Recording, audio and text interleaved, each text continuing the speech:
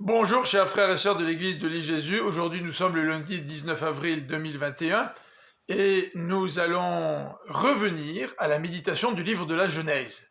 En effet, nous avions commencé l'année par la lecture du premier livre de la Bible, lecture que nous avions interrompue pour nous préparer à Pâques et pour lire l'évangile de Jean. Je vous rappelle que nous lisons le programme de lecture biblique de la Ligue pour la lecture de la Bible. Nous pouvons méditer la Bible en 5 ans en utilisant les livrets de partage.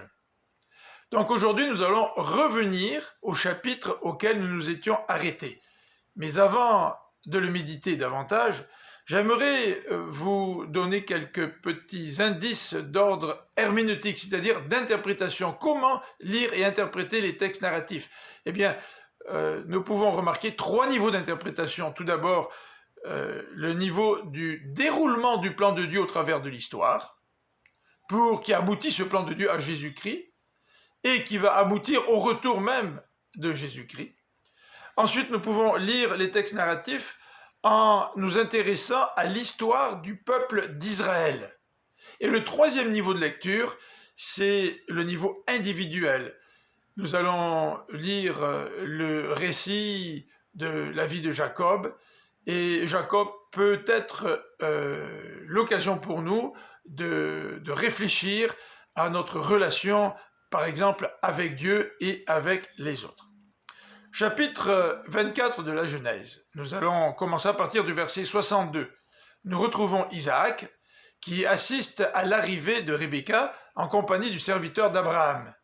Il la voit, la prend pour femme et il est consolé de la mort de Sarah, sa mère.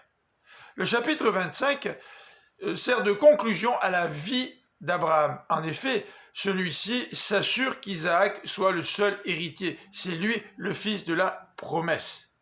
Abraham se fait enterrer dans le pays de Canaan, le pays de la promesse. C'est ce que nous affirment les versets 7 à 11. En compagnie, évidemment, de Sarah, sa femme, qui est déjà décédée. Mais le fait qu'Abraham soit enterré dans le pays de Canaan, c'est un symbole fort de sa foi dans les promesses de Dieu.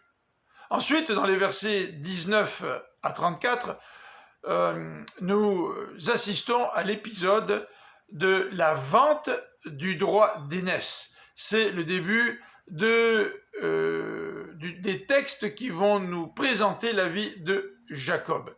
Isaac, lui aussi, comme son père, a 2 fils, des jumeaux, Ésaü l'aîné et Jacob le deuxième. Et Dieu fait une promesse à Rebecca avant la naissance de 6 enfants, en lui disant « l'aîné sera assujetti au cadet ». Et les versets suivants commencent à nous raconter comment cette promesse va s'accomplir. En effet, Ésaü est revenu de la chasse particulièrement fatigué, affamé, et il propose d'échanger son droit d'aînesse contre le pain et la soupe de lentilles que Jacob était en train de préparer. Hébreux chapitre 12, versets 16 à 17 nous dit qu'Ésaü a méprisé les choses saintes. Voilà, nous sommes maintenant de plein pied dans le récit de la Genèse et je vous invite à vous joindre à moi demain pour continuer notre méditation. Que Dieu vous bénisse. Bonne fin de journée.